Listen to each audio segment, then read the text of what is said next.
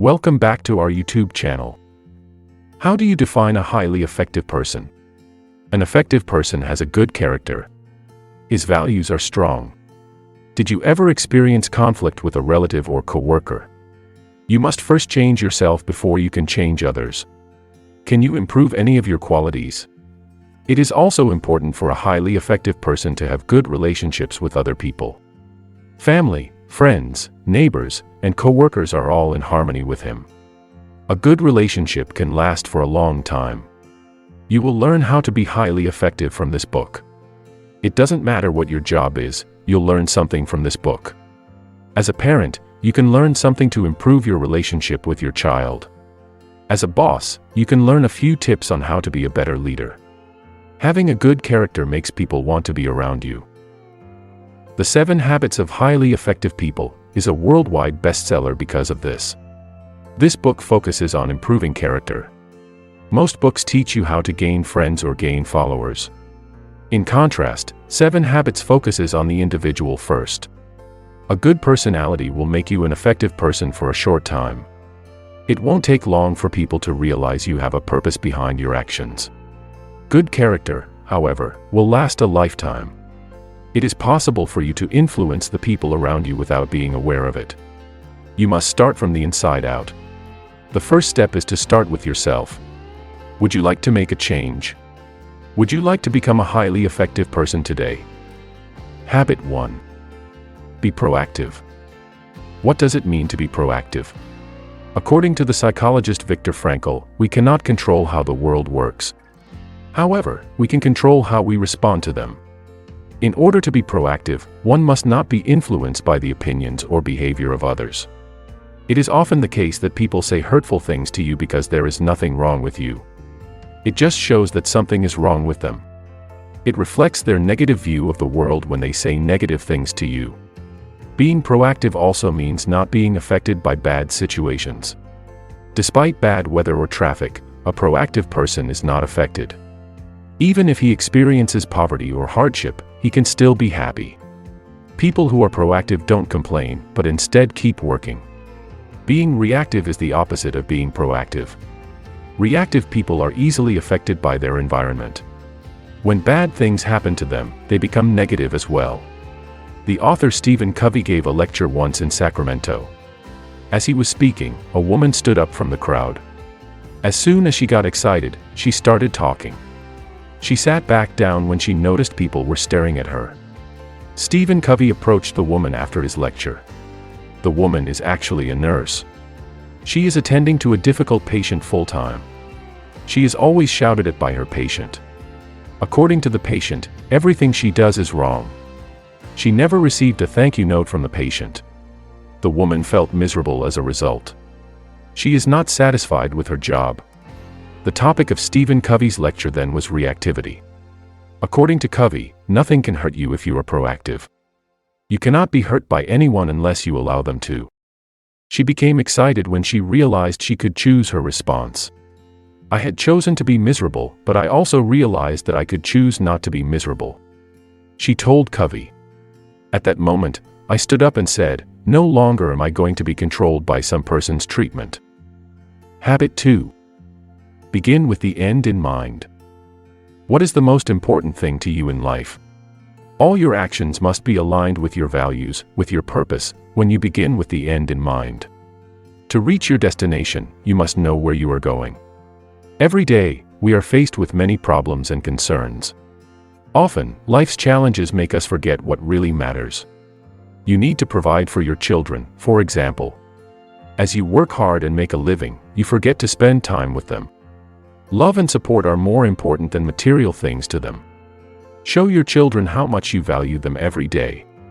Your actions and words must reflect your love for them. Your parents and other important people in your life are no different. Having an end in mind means knowing what is really valuable to you. It could be someone you love. Principles can also be important to you. Being ineffective as a person means doing something that is contrary to your principles. Assume you are building a house. The first thing you need to do before getting the tools is to plan everything out. Every room in the house must be child-friendly if you have children. You might want to upgrade your kitchen if you enjoy cooking. Before you take any action, you must have a clear blueprint. A poorly planned house will not be constructed properly. Repairs will only cost you more money in the end. Life requires planning in every aspect. This is how you begin with the end in mind. Decide what you will do first. Ensure that it aligns with your values. How important is honesty to you? Respect is important to you. Start your day by remembering them. Don't let your values slip. Keeping these values in mind will ensure that no matter what challenge you face, you will act accordingly. Habit 3. Put first things first. Time management is not the only aspect of put first things first. Self-management is the key. Humans are self-aware. As a result, we are superior to all other living things. It is possible for us to evaluate ourselves, to know what we are doing wrong so we can correct it. Prioritizing is the best move when we have a lot of things to do. To help them remember, some people use planners. Others use to-do lists and boards as reminders.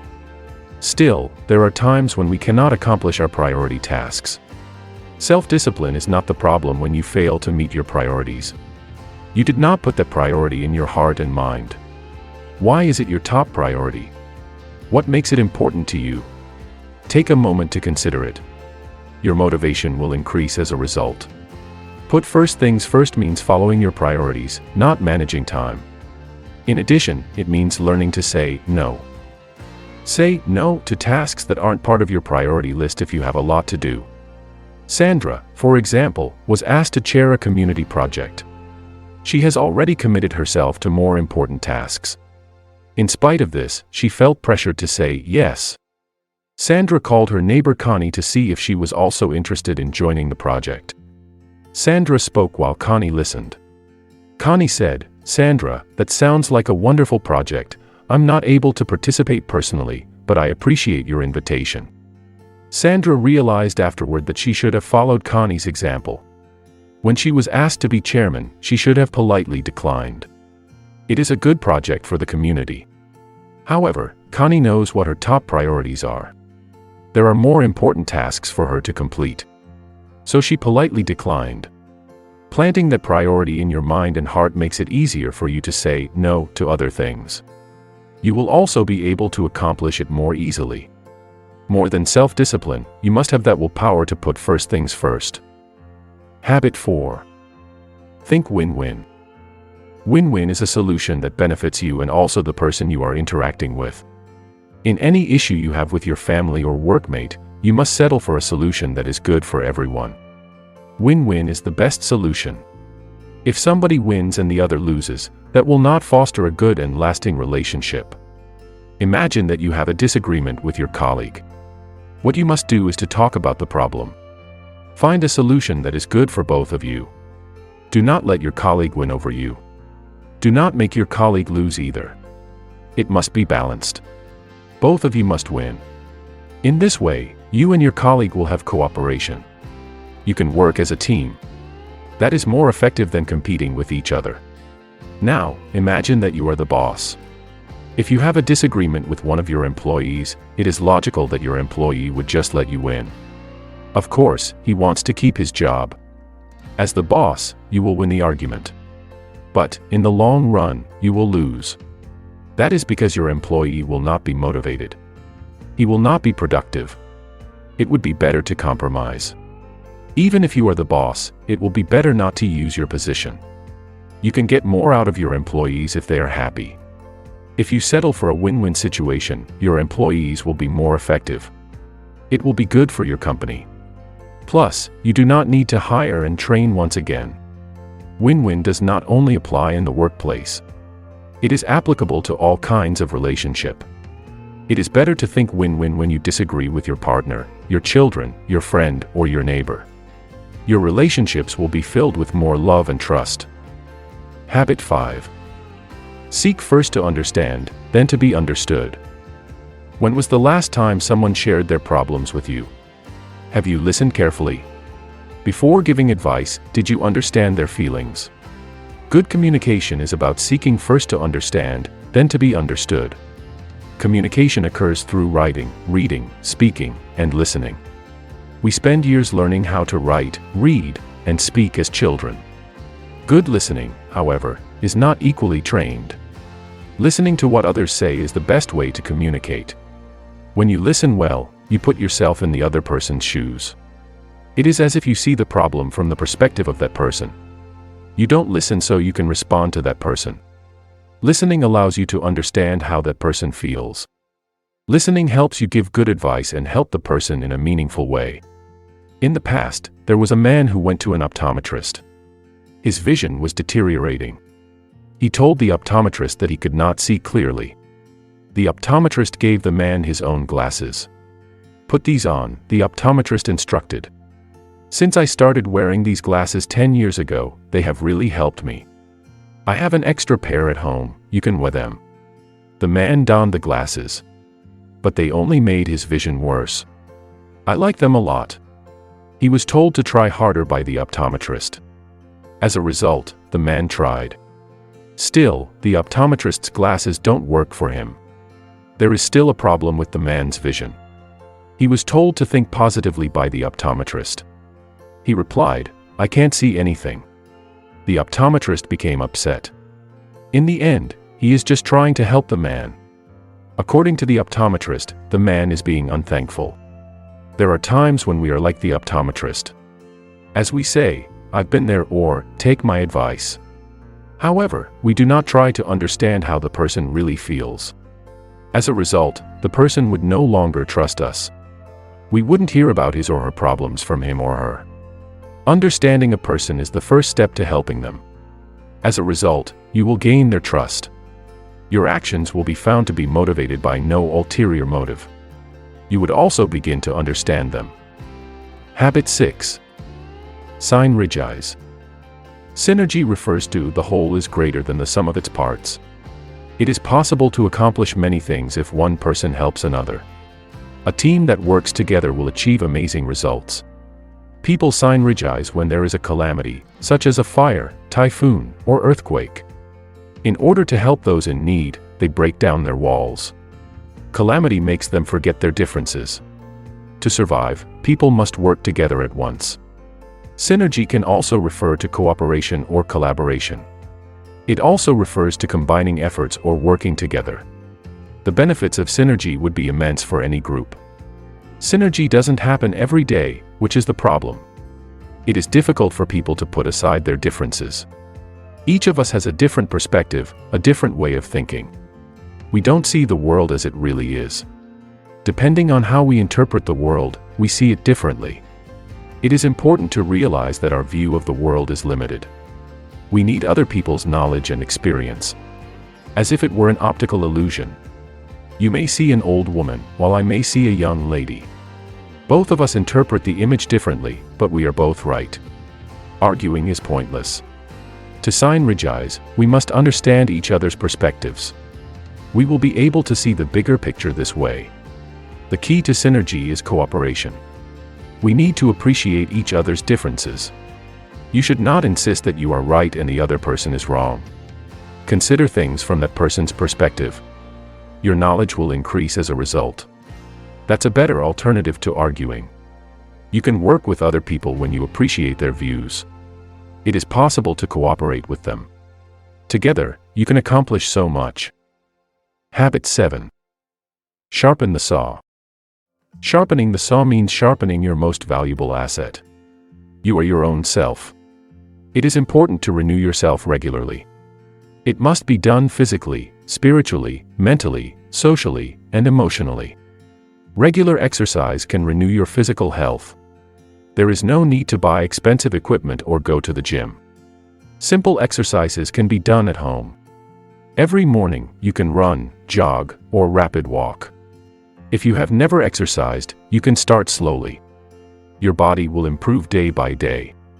It is also necessary to renew the spirit. Sometimes we feel burned out. We feel tired from the challenges we face every day. Inspiration is what we need to do. Whether you are praying, listening to music, reading a book, or being with nature, you can find inspiration.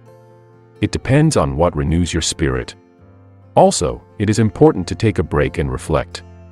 When we were young, our minds always got their own exercise. As soon as we finish school, we rarely read a book or learn something new. However, learning should not stop at school. It is still possible for us to educate ourselves. Learn new things besides the normal tasks you perform at work. Every month, challenge yourself to read one book. Social and emotional aspects of our lives are closely intertwined. Our emotions are derived from our social interactions. Every day, you have the opportunity to improve your relationships with others. If you are kind to others, you can live a long and happy life. Take a walk in the woods. A man was sawing down a small tree when you passed him. There is a noticeable exhaustion on the man's face. He tells you how long he has been doing it. "Over 5 hours and I'm exhausted," he replied. "It's hard work. Maybe he can take a few minutes off. Perhaps he should sharpen the saw." "I'm sure it would go much faster," you said. However, the man declined. According to him, he is very busy sawing. There is no time for him. The saw must be sharpened in order to cut effectively. To become a more effective person, you must take the time to renew yourself. Life already provides you with the tools you need. You are your body, spirit, mind, and soul. You must remember to sharpen them like a saw. Conclusion. The 7 habits of highly effective people were taught to you. The first habit is to be proactive. The second habit is to begin with the end in mind. The third habit is to put first things first. The fourth habit is to think win-win. Seek first to understand, then to be understood. Sign Regis is habit number 6. Last but not least, habit 7 is sharpen the saw. You can improve your character by following habits 1, 2, and 3. You can improve your relationships with others by following habits 4, 5, and 6. Finally, habit 7 will help you maintain these good qualities throughout your life. The next step is to apply what you have learned every day. Be proactive whenever you find yourself in a bad situation. Choose the win-win solution whenever you are in conflict with anyone. It is only when you do something repeatedly that it becomes a habit. According to Aristotle, we are what we repeatedly do. Excellence is not an act, but a habit. Thank you for watching this video. Please like, share, and subscribe to our YouTube channel for more such book summaries.